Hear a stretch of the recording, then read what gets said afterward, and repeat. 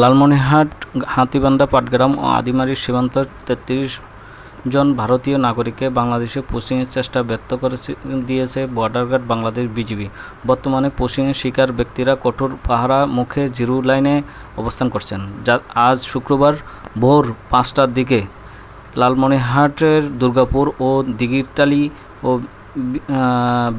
BGB ট্রলের সীমান্ত pillar ৯২৫ এবং ৯২৭ এর কাছে ১২ জন সন্দেহজনক ব্যক্তি উপস্থিত দেখতে পায়। বিজিবি তাৎক্ষণিক মাইকিং করে সতর্ক অবস্থান নিলে তারা ভারতের সীমান্ত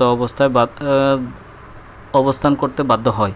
তাদের পরিচয় শনাক্ত বিএসএফের ৩ ব্যাটালিয়নের সাথে যোগাযোগ করেছে BGB.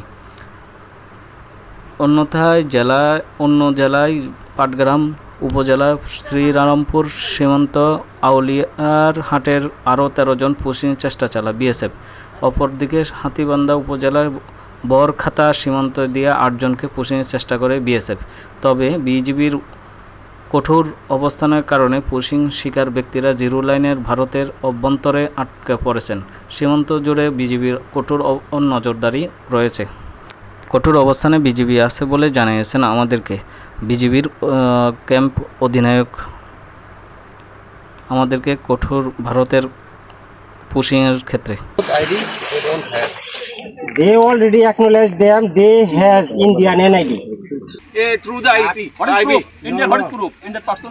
Identify They are them, no? present. They came from India. Do your investigation.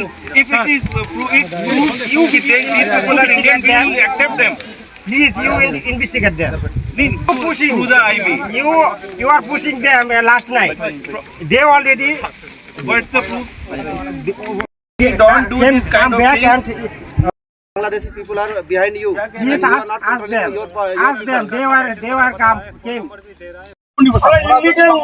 Illegal প্রবেশটা আমরা মানবো না, ইলিগাল। আমরা বাংলাদেশে আমরা বাংলাদেশে ভারতে বসবাস করি, আমরা ওদেরকে গ্রেফতার করে আইনি প্রক্রিয়ার মাধ্যমে বানান সিটিজেন, আমরা ওদেরকে সেইভাবে নিয়ে নেবো।